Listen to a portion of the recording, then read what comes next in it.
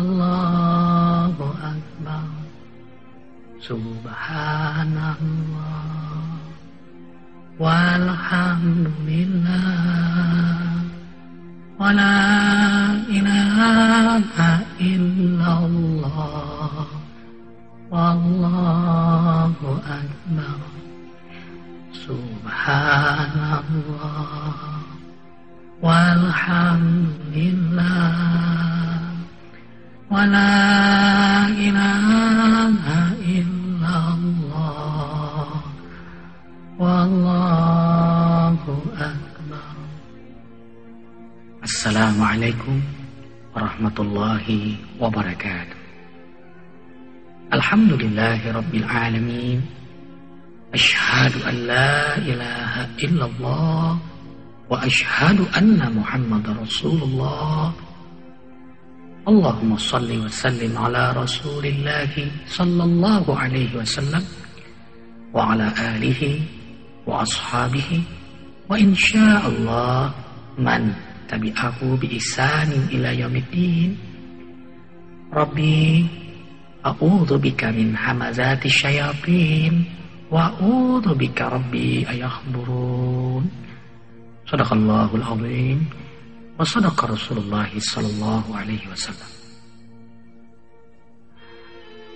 Semoga hidayah, petunjuk Allah, inayah, pertolongan Allah senantiasa menyertai kita dimanapun, kapanpun, dan insya Allah dalam kondisi bagaimana. Salawat dan salam selalu bagi hamba pilihan Allah, Nabi Muhammad Sallallahu Alaihi Wasallam, keluarga beliau, para sahabat, dan insya Allah seluruh pengikut beliau hingga akhir zaman nanti. Amin ya mujibas sa'il. Kali ini kita membahas 7 sunnah harian Rasulullah Sallallahu Alaihi Wasallam. Hidup kita terdiri dari hari-hari, jam, menit, detik. Orang-orang yang beriman menyadari bahwa hidup ini amat sangat cepat berlalu, bahkan sekejap. Bagaimana tidak disebut sekejap?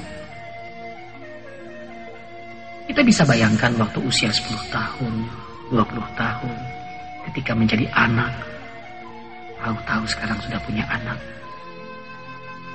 Atau mungkin saat kita membayangkan menjadi seorang cucu, tahu-tahu kita sekarang sudah punya cucu. Tahu-tahu 50, 60, dan semua kita lalui dengan sekejap.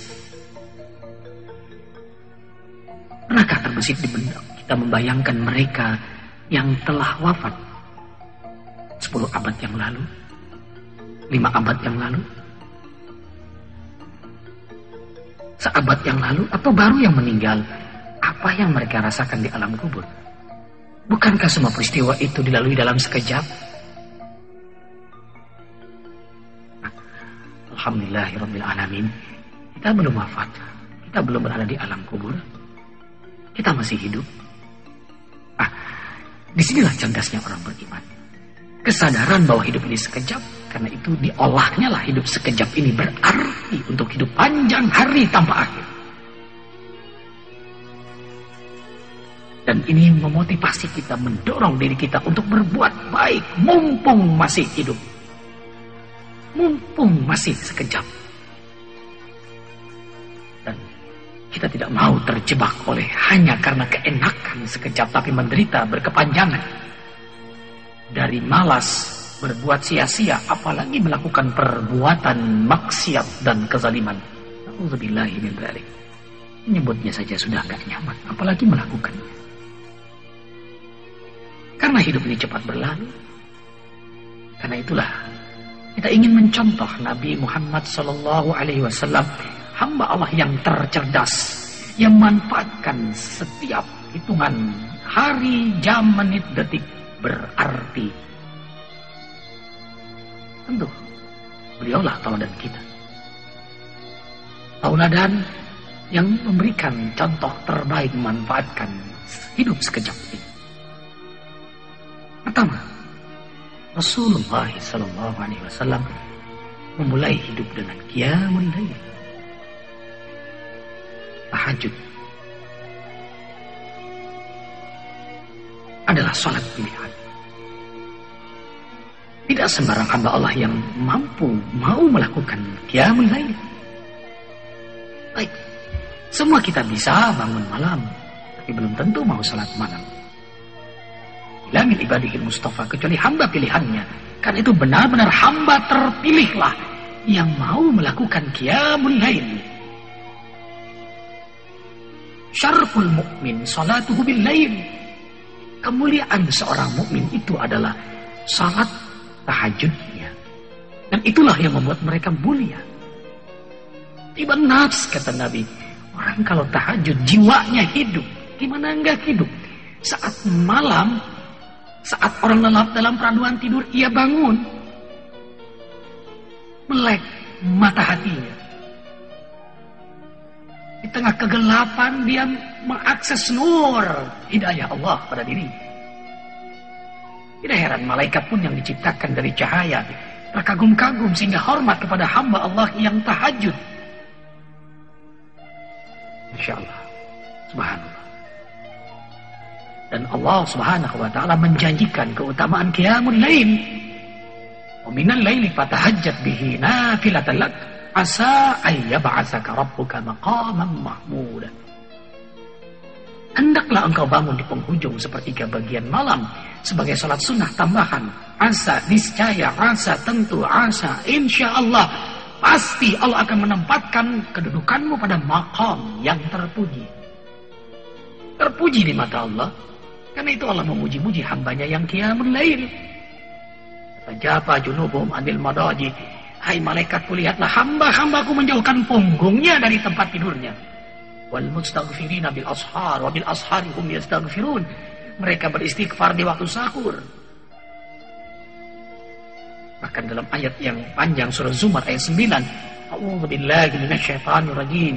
Amman huwa qanitun ana al-lail sajida wa qa'ima yahdharul akhirata wa yarju rahmata rabbi. Qul hal yastawi alladhina ya'lamuna wal ladzina la ya'lamun innama yatadzakkaru ulul albab. Sadaqallahul azim. Apakah sama hambaku yang bangun di tengah malam, yang mengharapkan ridhoku, rahmatku, ampunanku, takut dengan azabku dengan mereka yang lelap dalam peraduan tidur? Sama enggak hambaku yang tahu dengan yang tidak tahu? Sesungguhnya hanya hambaku yang tahu, yang cerdas, yang pintar sajalah yang mengingatku di tengah malam. Innama yatadzakkaru ulul albab. Jadi antara ciri ulul albab, mereka yang menikmati qiyamul lail. Ulul itu punya albab lub, berisi, berjiwa agama. Tidak heran mereka dipuji oleh Allah, sangat mengagumkan. Allah memuji ciptaannya karena menikmati qiyamul lail. Maka siapapun yang ingin terpuji di mata Allah, manfaatkanlah momentum tengah malam itu.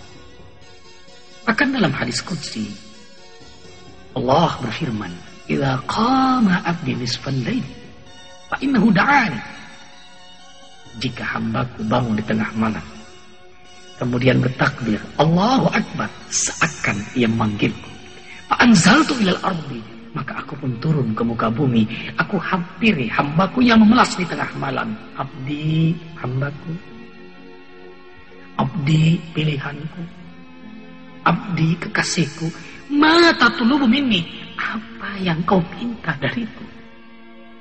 Hal min sa'ilin fa'udiyah. Adakah masalah-masalah yang ingin ku bantu untuk menyelesaikannya? Pasti kutunjukkan jalan keluar bagi. Hal min mustaghfirin. Adakah dosa-dosa yang ingin ku ampuni? Faghfirullah. Pasti ku ampuni. Rintihan sukma, tangisan batin kan didengar oleh Maha Pendengar kalau memang kita manfaatkannya di tengah malam. Prime time, waktu terpilih, waktu utama. Lalu haruskah kita sia-siakan? Sedangkan waktu tidak pernah berulang. Sambutlah hari dengan qiyamul lail. Rasulullah sallallahu alaihi wasallam bersabda, "Alaikum bi qiyamil lail, fa innahu da'bus salihin qablakum." Hendaklah kalian melakukan salat malam, karena ia merupakan perilaku atau adat kebiasaan orang-orang soleh, para rasul, para aulia sebelum kalian. Dan juga pendekatan diri kepada Allah secara maksimal, penghalang dari dosa, penghapus segala keburukan, dan penghalau berbagai macam penyakit dari tubuh. InsyaAllah. Begitu banyak kegembiraan qiyamul lail. Sampai Rasulullah SAW memberitakan gembira bagi seorang suami yang bangun lebih dahulu lalu membangunkan istrinya. Bahkan beliau menambahkan wada'al ma fi wajhiha. Rasulullah SAW lebih senang kalau suami itu memercikan air ke muka istrinya. Qiyamul lail. Dan sejarah pun mencatat Islam ya'lu ala yu'la alai, meraih khair ummah. 2/3 belahan bumi ini dikuasai. Bahkan azan menjadi nada musikal terbaik selama 7 abad. Ternyata perjuangan kala itu tidak saja dibayar dengan tetesan darah, tetapi dimulai dengan linangan air mata tahajud. Kam min fi'atin qalilatin ghalabat fi'atan katsiratan biidznillah.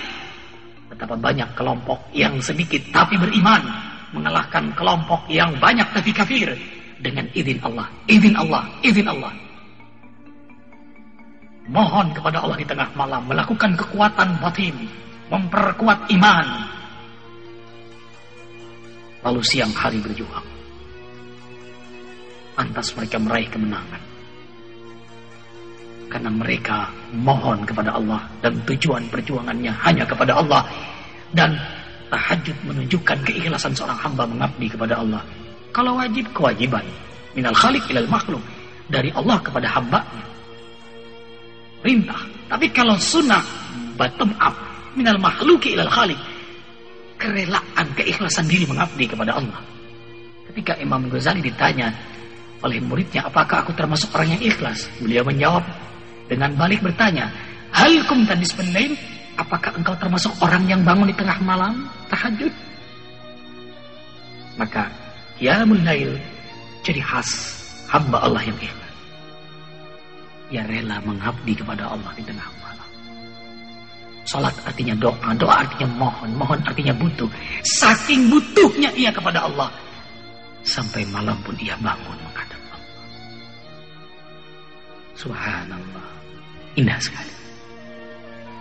Subhanallah walhamdulillah wala ilaha illallah wallahu akbar. Subhanallah walhamdulillah wala ilaha illallah wallahu akbar. Subhanallah walhamdulillah wala ilaha illallah wallahu akbar. Kemudian setelah qiyam lail itu Rasulullah sallallahu alaihi wasallam tadabburul Quran, membaca, mengaji, mengkaji Al-Quran, dibimbing oleh Allah melalui malaikat Jibril. Itu dianjurkan kepada kita membaca Quran di waktu fajar, sebelum subuh atau sesudah sholat subuh, sebelum matahari terbit, sebelum mata melihat dunia, komputer, fulus, dolar, peristiwa-peristiwa dunia di siang hari. Maka sebaiknya mata kepala ini melihat Al-Quran lebih dahulu. Hasil seminar di Malaysia tahun 1983 menakjubkan, ternyata mata manusia syarafnya sesuai dengan huruf-huruf Al-Quran, sehingga orang yang membaca Al-Quran matanya akan sehat, bahkan menyehatkan matanya yang sakit. Tidak heran ulama-ulama senior kita, sepuh-sepuh, masih bisa melihat dengan jernih karena beliau selalu membaca Al-Quran. Sehingga Allah sehatkan matanya. Itu mata kepala, apalagi mata hati. Allah beri nur, bimbingan orang-orang yang membaca Al-Quran sebelum kakinya melangkah ke dunia ini, pikirannya memikirkan dunia ini, matanya melihat dunia ini, ia sudah melihat Al-Quranul Karim. Sudah Al-Quran masuk ke dalam hatinya, sehingga hatinya terang benderang, tidak gampang diprovokasi oleh dunia ini. Masya Allah. Dan tentu membacanya bukan sekadar membaca, bukan sekadar mengaji yang selama ini, tapi mengkaji. Ali bin Abi Thalib mengingatkan, la qira'ata illa bitadabbur. Tidaklah ada bacaan Al-Quran kecuali dengan tadabbur, pemaknaan, pemahaman.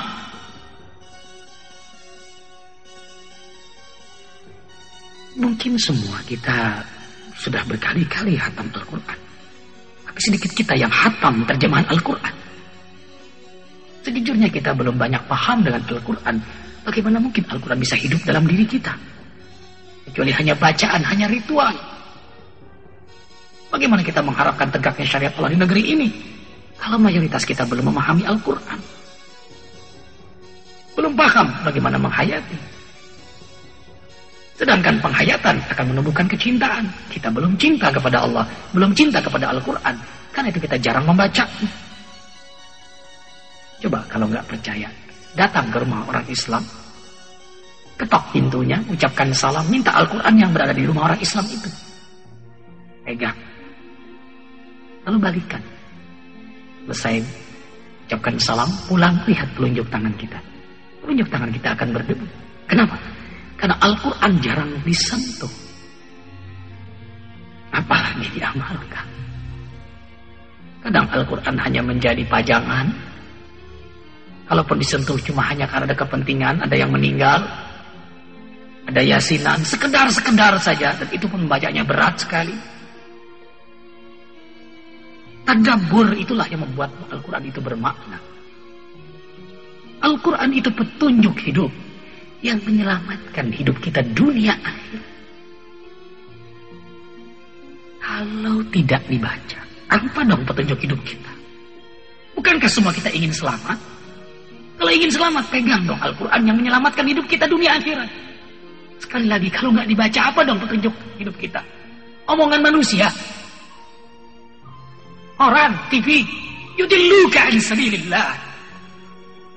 Niscaya akan menyesatkan kita dari jalan Allah. Lalai kita akhirnya.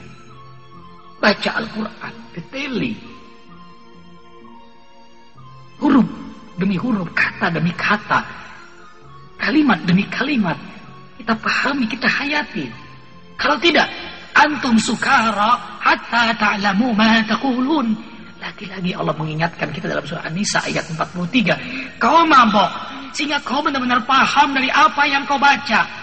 Kau mengerti dari apa yang kau ucapkan. Kita menjadi seorang pemabok yang berkata tidak sadar apa yang dikatakan, apa yang diperbuat. Inilah yang terjadi selama ini kepada umat Islam.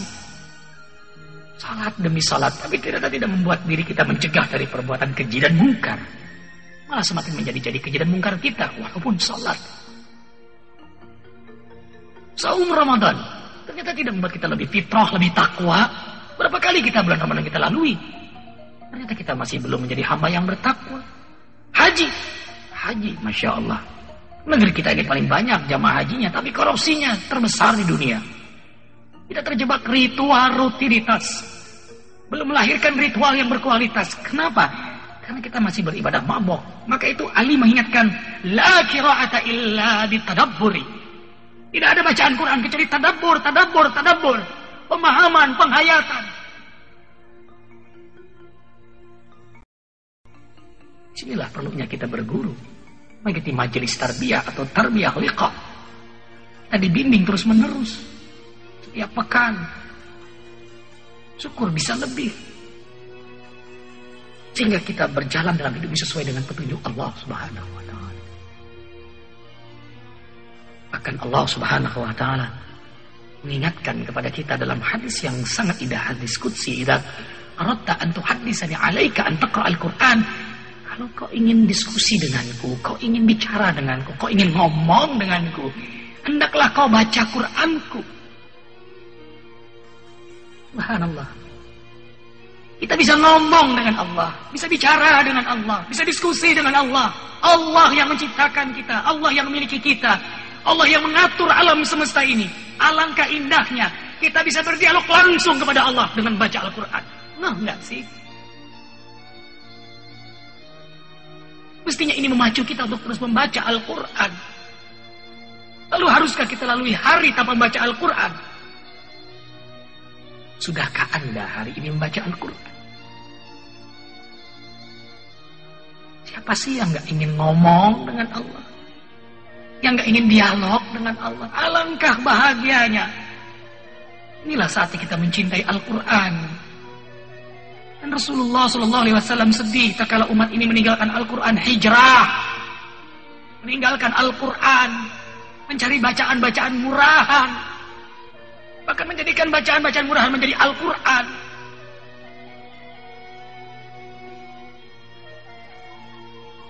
Inilah saatnya, ikhwan akhwat billah rahimakumullah, kembali kita membacanya, memahami, menghayatinya, belajar sungguh-sungguh, lalu kita ajarkan. Karena sebaik-baik manusia di muka bumi ini adalah mereka ta'allama al-Quran wa 'allama, yang belajar lalu mengajarkan. Hanya dengan Al-Quran kita akan dibimbing oleh Allah Subhanahu wa taala, selamat di dunia, selamat di akhirat. Dan Al-Quran itu mukjizat yang Allah jaga sampai hari kiamat. Sekali lagi, mukjizat. Mukjizat yang diabadikan oleh Allah sampai hari kiamat. Mestinya kita terkagum-kagum melihat mukjizat itu. Tidak heran mereka yang membacanya pun Allah beri keajaiban dalam hidupnya untuk menyelesaikan problematika kehidupan ini. Al-Quran menjadi nur, cahaya di tengah kezaliman yang saat ini merajalela. Al-Quran menjadi furqan baginya, pembeda halal haram, hak batil. Sehingga ia clear melihat halal haram, hak batil. Lalu ia pun diberi kemampuan untuk melaksanakan yang hak, menjauhi yang batil. Indah sekali. Ayo kita mulai. Mulai, jangan tunda lagi. Peganglah Al-Quran. Bacalah dengan berwudu. Simaklah setiap lafaz, setiap kata. Dan rasakan Allah berbicara dengan kita melalui Al-Quran. Subhanallah walhamdulillah wala ilaha illallah wallahu akbar. Subhanallah walhamdulillah wala ilaha illallah wallahu akbar. Subhanallah walhamdulillah wala ilaha illallah wallahu akbar.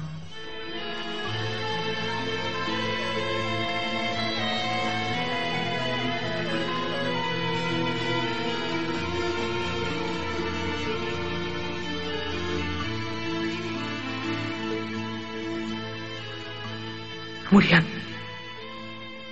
sholat berjamaah di masjid. Seusai tahajud, dilanjutkan baca Al-Quran.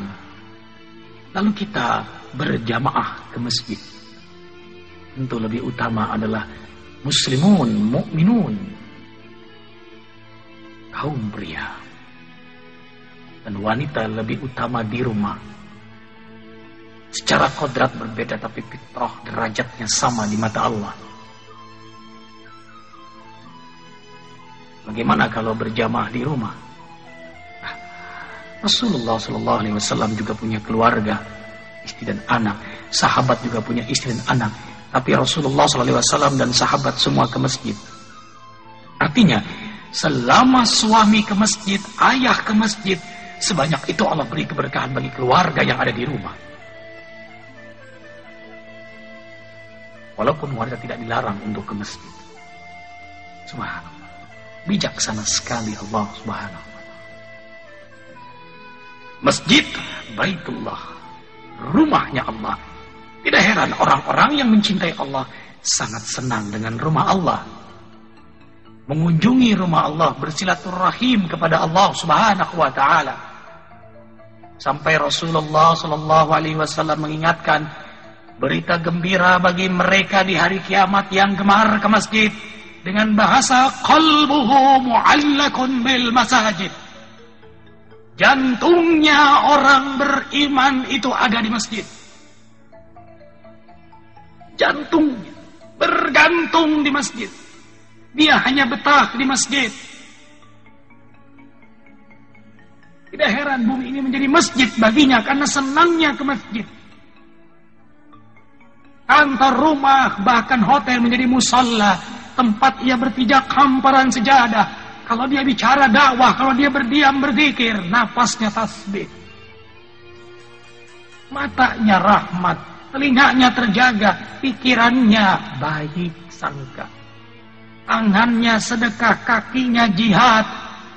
Kekuatannya adalah silaturahim, hatinya diam-diam berdoa, doanya diam-diam. Rinduannya tegaknya syariat Allah. Tauladannya Nabi Muhammad SAW, cita-citanya syuhada, kesibukannya asik memperbaiki diri. Bumi benar-benar menjadi masjid baginya.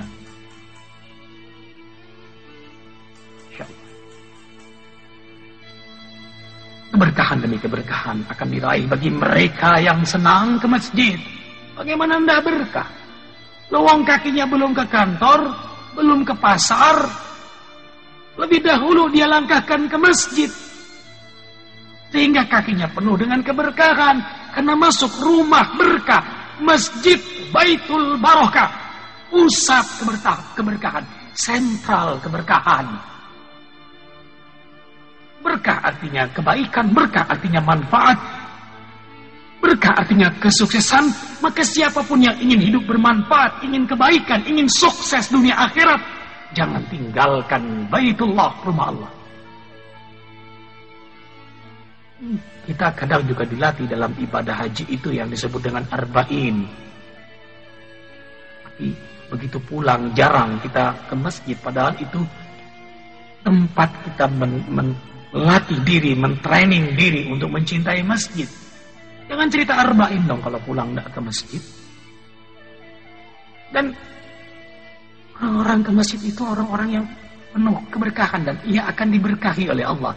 Dimanfaatkan oleh Allah sehingga menjadi hamba yang bermanfaat. Kalau suami senang ke masjid, dia akan membawa berkah bagi keluarganya yang ada di rumah. Kalaulah ia seorang pemimpin, ia ke masjid, maka alangkah berkahnya rakyatnya. Kita menunggu pemimpin yang gemar ke masjid, lalu menjadikan bumi ini masjid, ladang amal baginya.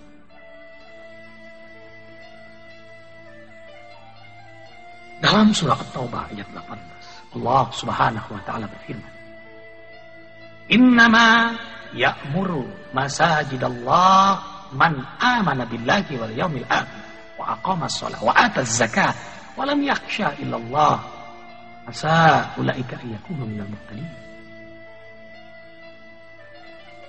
Sungguhnya hanya hamba-hamba Allah yang beriman kepada Allah dan hari akhirat sajalah yang memakmurkan masjid-masjid Allah. Hanya hamba-hamba Allah yang beriman kepada Allah sajalah. Dan hari akhirat mereka yang memakmurkan masjid. So, kalau kita masih belum senang memakmurkan masjid, percayalah bahwa kita belum menjadi hamba Allah yang beriman. Nampaknya masjid menyeleksi kita, memilah-milih mana hamba Allah yang beriman, mana yang bukan beriman. Karena itu Azan itu panggilan Allah melalui suara muazin untuk hamba-hamba yang beriman. Terlihat jelas. Allahu Akbar, Allahu Akbar. Allah Maha Besar, Allah Maha Besar. Terlihatlah di situ mana yang membesarkan Allah, mana yang membesarkan dunia. Yang membesarkan Allah serta merta ia memenuhi panggilan Allah. Karena azan nada musikal terindah bagi batinnya, serta merta ia memenuhi panggilan itu. Nah, itu yang dipanggil yang bersyahadah. Asyhadu an la ilaha illallah. Asyhadu anna Muhammad Rasulullah. Yang bersaksi Tuhannya Allah. Yang bersaksi nabinya Nabi Muhammad sallallahu alaihi wasallam. Hayya 'alas shalah. Allah mengundang, ayo salat, mari salat. Hayya 'alal falah. Mari kita menuju kemenangan, kesuksesan. Maka mereka yang serta-merta memenuhi panggilan Allah akan meraih kebahagiaan, kedamaian, kesuksesan. Maka siapapun yang ingin kedamaian, kesuksesan, segera penuhi panggilan Allah. Panggilan salat memenuhi panggilan Allah berarti memenuhi panggilan hakikat, panggilan sebenarnya takwa kepada Allah Subhanahu wa taala. Subhanallah. Benar-benar hamba pilihan mereka yang subuh ke masjid itu tidak sembarang orang lagi. Kita sering dengar azan, tapi berat sekali. Karena itu Rasulullah SAW mengingatkan, "Lau ya'lamun nas ma fi salatil isya wa salatil fajri, la atauhuma walau habwan." Seandainya manusia mengetahui betapa besarnya apa yang mereka peroleh dalam salat isya, dalam salat subuh berjamaah di masjid, niscaya mereka akan mendatanginya walau habwa, walau dengan merangkak. Umi Maktum yang buta pun minta dispensasi keringanan kepada Rasulullah SAW. Ya Rasul, saya buta, bolehkah saya salat di rumah? Hal sami'tan nida, kau dengar azan dah? Sami'tu ya Rasulullah. La khilatalah, tidak ada alasan bagi kamu kecuali salat di masjid. Raihlah keberkahan ke masjid. Bayangkan yang buta pun tidak diberi keringanan oleh Rasulullah selama mendengar azan. Karena itu panggilan Allah. Kenapa negeri kita kehilangan keberkahan? Karena banyak masjid di negeri ini. Tapi 1001 alasan kita meninggalkannya. Arifin jadi ingat kata-kata orientalis Yahudi Stoddard yang mengukur kekuatan umat Islam dengan adagium politik masjid. Jika jamaah subuh umat Islam tidak sebanyak jamaah Jumatnya, we can sleep forever. Kita dapat tidur dengan lelap. But, kalau jamaah umat Islam sebanyak subuhnya, sebanyak Jumatnya, itu tanda badai kebangkitan umat Islam. Badai kebangkitan umat Islam jika jamaah subuh sudah sebanyak jamaah Jumat. Subhanallah, kapan ini terjadi? Jadi kalau kita ingin mengharapkan kebangkitan umat Islam, kita balik tanya, kapan umat Islam Indonesia mulai memakmurkan masjid? Karena itu mari kita ke masjid, mari kita makmurkan hidup, mari kita hidupkan masjid. Maka masjid akan memakmurkan kita, akan menghidupkan kita, karena masjid adalah Baitullah. Jangan tunda lagi. Berniatlah mulai saat ini. Nikmatilah ibadah masjid itu. Kita akan bertemu dengan sahabat-sahabat kita, saudara-saudara kita yang seiman. Nampaknya masjid benar-benar mengumpulkan orang-orang beriman. Dari situlah kita akan bersaudara. Innamal mu'minuna ikhwah. Pertemukan dengan saudara-saudara kita. Nikmatnya ke masjid itu bukan saja saat sholat, tapi ketika kita menanti-nanti azan, ketika kita berbondong-bondong menuju masjid. Subhanallah. Terima kasih ya Allah. Subhanallah. Walhamdulillah. Wala ilaha illallah. Wallahu akbar. Subhanallah. Walhamdulillah.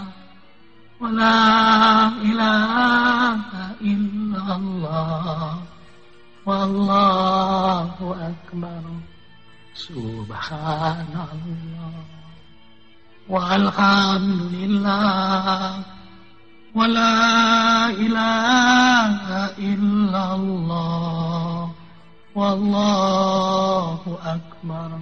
Kemudian salat duha. Salat duha nampaknya enteng, ringan, hanya 2 rakaat minimal. Tetapi justru besar nilainya. Di saat kesibukan, sempat-sempatnya ia mengingat Allah. Bahkan menyengaja menyempatkan diri menghadap Allah di saat kesibukan manusia. Sangat utama. Ketika dulu di pondok pesantren, salat duha, orang tua Pak Kiai datang membacakan firman Allah surah duha. Wadduha wal laili idza saja ma wadda'aka rabbuka wa ma qala. Pesan beliau, selama engkau menjaga duha nak, menjaga tahajud nak, ma wadda'aka rabbuka wa ma qala, niscaya Allah tidak akan tinggalkan kamu. Allah akan jaga kamu, Allah lindungi kamu, Allah bimbing kamu, Allah bahagiakan kamu. Jaga malam dengan tahajud, jaga siang dengan duha. Selamat dunia akhirat. Selamat siang malam. Selamat lahir batin. Rasulullah SAW bersabda, setiap ruas dari seorang kalian wajib memberi sedekah. Setiap tasbih adalah sedekah. Setiap tahmid adalah sedekah. Setiap tahlil adalah sedekah. Setiap takbir adalah sedekah. Amal ma'ruf adalah sedekah. Nahi mungkar pun juga disebut sedekah. Namun, itu semua cukup dibandingi dengan hanya 2 rakaat salat duha. Bahkan dalam hadis lain, 2 rakaat salat duha lebih baik daripada dunia dengan segala isinya. Sekali lagi, salat duha 2 rakaat lebih baik daripada dunia dengan segala isinya. Tentu hanya orang beriman yang percaya, yakin keutamaan duha ini yang akan menjaga salat duha. Sungguh indah mereka yang menjaga duha. Kemudian membiasakan setiap hari sedekah. Istanzilur rizqa bisadaqati. Rasulullah SAW mengingatkan, carilah rezeki dengan bersedekah. Cari rezeki dengan bersedekah. Jadi siapapun yang ingin mendapatkan rezeki dengan mudah, dimulailah dengan sedekah. Bukankah sebelum mendapatkan ikan kita memancing? Dan pancingan itu kita mungkin juga memberikan modal untuk berikan makanan dalam pancingan kita untuk menangkap ikan-ikan. Maka siapapun yang ingin menangkap rezeki di dunia ini, mulailah dengan sedekah. Saya ja'alullah ba'da usrin yusra, Tolak ayat 7. Niscaya Allah mudahkan urusannya. Allah mudahkan saat ia sulit. Allah berikan jalan keluar saat ia punya masalah. Doanya mustajab. Bahkan dirinya pun dijaga kesehatannya melalui sedekah. Sampai Nabi Muhammad SAW mengingatkan, hendaklah kalian berobat dengan sedekah. Dan Allah sangat menyenangi hamba yang bersedekah. Al-mutasaddiqin wal-mutasaddiqat. Al-Ahzab 35. Allah sayangi mereka yang gemar bersedekah. Yunfiquna fis sarra'i wa dharra. Baik dalam keadaan senang maupun susah. Bil laili wan nahar, siang malam. Sirra wa alaniyah. Sembunyi-sembunyi atau terang-terangan. Memang dia suka sih, hobinya sedekah. Ada nggak ada orang yang akan terus bersedekah. Allah menyayangi mereka. Bahkan Allah persiapkan ampunan dosa untuk mereka. Dan Allah beri ganjaran yang agung. Bahkan dalam Al-Baqarah 271, sedekah akan menutupi dosa-dosa kita, kesalahan-kesalahan kita. Allah bersihkan melalui setiap kali kita bersedekah. Jagalah sedekah. Dan justru khasnya orang beriman, kesenangannya menolong, kesenangannya berbuat baik. Dia hanya senang kalau sudah hari ini bersedekah. Kemudian, biasakan menjaga wudhu. Karena wudhu adalah zinatul mukminin, perhiasannya orang beriman. Allah menyenangi orang-orang beriman yang selalu menjaga wudhunya. Mengkilat, berkilau, bercahaya di hadapan para malaikat. Sehingga malaikat terpukau, lalu kagum. Kemudian dua doa dari malaikat bagi mereka yang senantiasa menjaga wudhunya. Allah maghfirlahu warhamku. Ya Allah, sayangi dia, ampuni dia ya Allah. Dan doa itu terjadi selama ia menjaga wudhunya. La yuhafizul wudhu illal mu'minun. Tidaklah menjaga wudhu kecuali orang-orang yang beriman. Imam Ghazali pun menyebutkan di antara ciri khas mereka yang beriman adalah dengan wudhunya. Dan mereka yang meninggal husnul khatimah adalah mereka yang meninggal dalam keadaan berwudhu. Dan Allah tegas sekali menyatakan sayangnya, cintanya kepada hamba yang berwudu. Al-Baqarah 222. Innallaha yuhibbut tawabina wa yuhibbul mutatahhirin. Sayang sekali Allah kepada hamba yang selalu menjaga kesucian batin dan lahirnya. Kesucian lahir dengan selalu menjaga wudunya.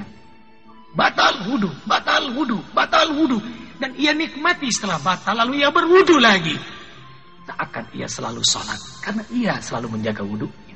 Pantas Allah menyayanginya karena ia menghendaki menyukai kesucian. Dan Allah menyayangi mereka yang menghendaki kesucian. Terima kasih. Kemudian yang terakhir, istighfar setiap saat, istighfar setiap detik, istighfar setiap denyut jantung, setiap nafas, fi kulli lamhatin wa nafasin. Rasulullah SAW bersabda, man lazima istighfaran ja'alallahu min kulli daikin makhraja wa min kulli hammin farajan wa yarzuqhu min haitsu la yahtasib. Berita yang sangat menggembirakan. Siapa yang melazimkan, mendawamkan, membiasakan istighfar, maka Allah lapangkan saat ia sempit, Allah mudahkan saat ia sulit, Allah gembirakan saat ia sedih, dan Allah beri rezeki dari jalan yang tidak pernah ia duga. Lihat surah Nuh 10, 11, 12. Allah berikan generasi yang saleh. Allah mudahkan ia mendapat rezeki. Allah makmurkan hidupnya. Negerinya penuh keberkahan.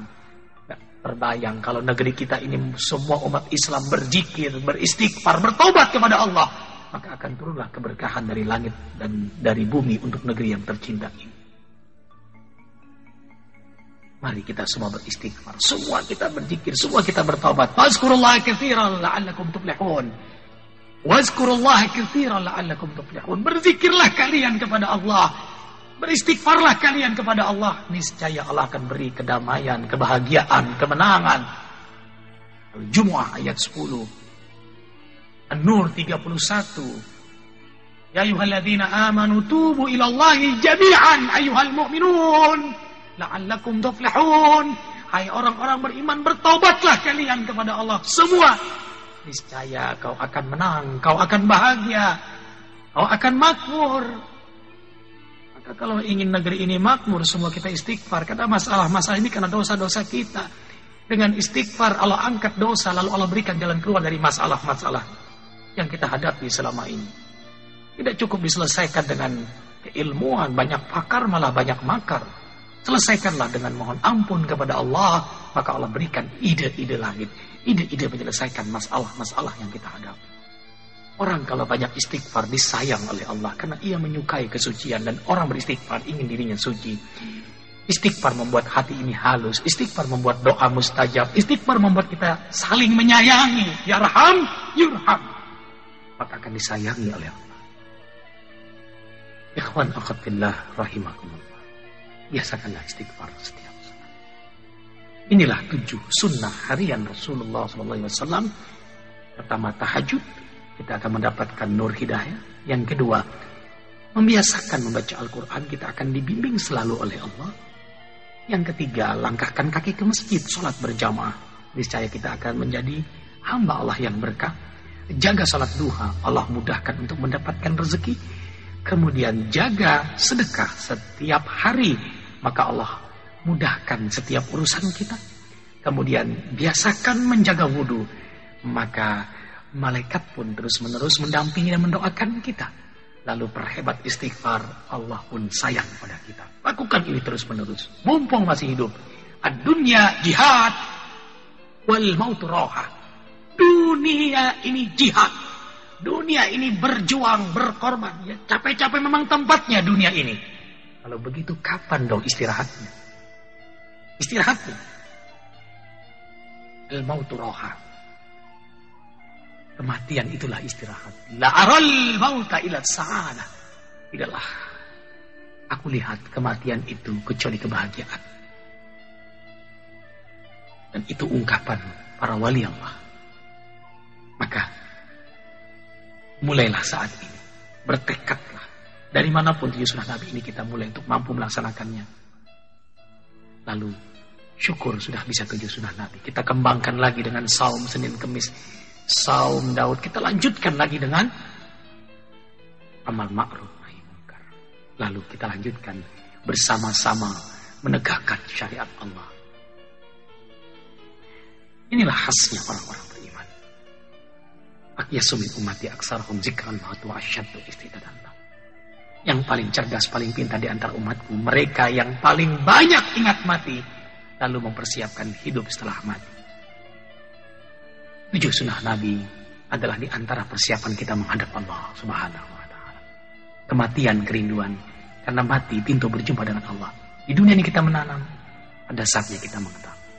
Selamat mengetam, saudaraku.